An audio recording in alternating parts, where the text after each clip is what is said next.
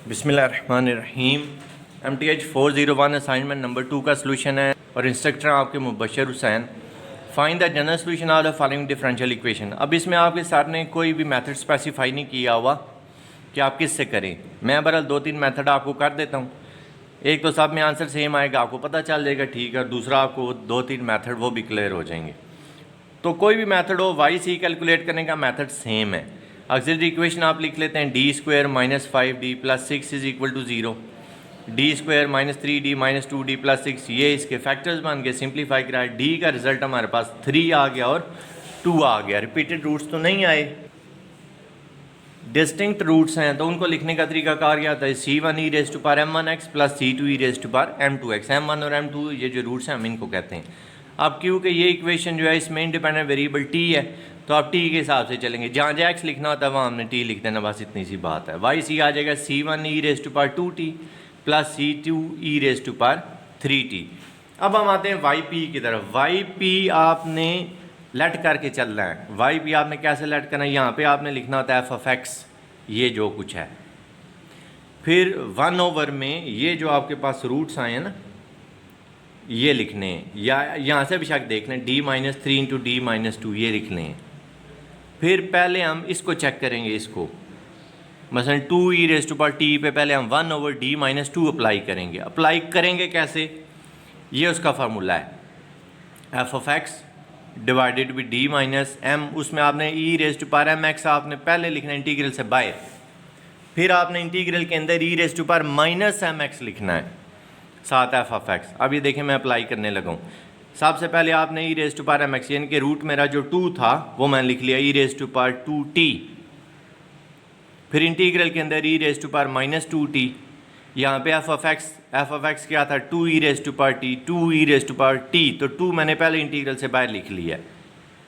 अब हम इस इंटीग्रल को सिंप्लीफाई कर देंगे। इसको आप सिंप्लीफाई करें, आपका रिजल्ट आ रहा है minus 2 e raise to power t। अब समझ लें आपका f(x) ये बन चुका है minus 2 e raise to power t, यानी कि इसका रिजल्ट हम निकाल चुके हैं। अब हमने सिर्फ 1/d माइनस 3 इस पर अप्लाई करना है।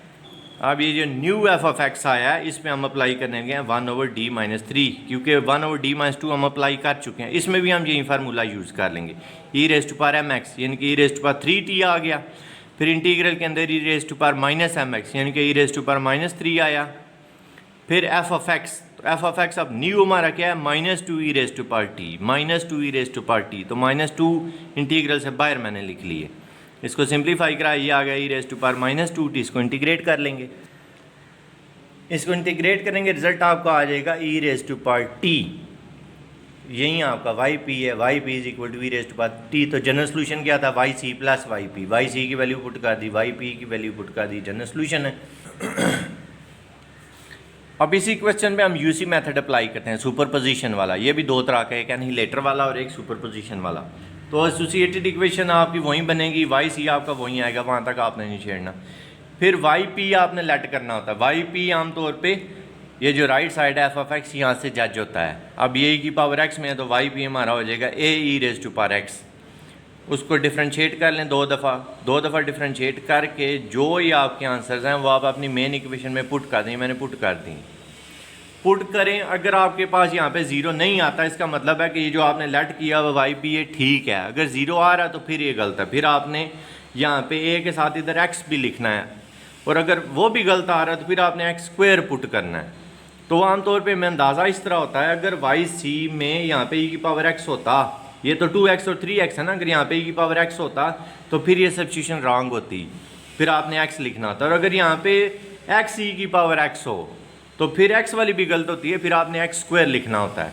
बहरहाल इसको सिंप्लीफाई किया, a की वैल्यू आपके पास आ गई, वो आप वैल्यू यहाँ पे पुट कर देंगे। ये आपका वाई पी आ गया, जनरल सोल्यूशन आया Y C plus Y P.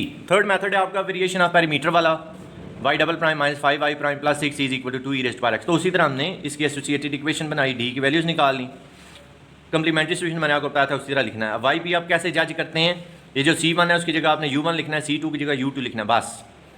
तो u1 के साथ इधर जो कुछ है इसको हम कहते हैं, u2 के साथ जो कुछ है उसको कहते हैं, और क्वेश्चन में जो राइट हैंड साइड होती है उसको हम कैपिटल f(x) कहते हैं। और आपने y1 को डिफरेंशिएट कर लेना और y2 को डिफरेंशिएट करना है। y1 का डेरिवेटिव आ रहा है 2 e raise to power 2x, y2 का डेरिवेटिव आ रहा है 3 ई रेज टू पावर 3x। अब हम w फाइंड करते हैं।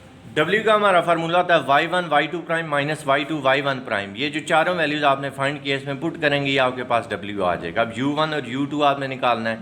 ये u1 का फार्मूला, ये u2 का फार्मूला है। वैल्यू सारी पता है, पुट करेंगे u1 u2 की वैल्यूज़ आ जाएंगी।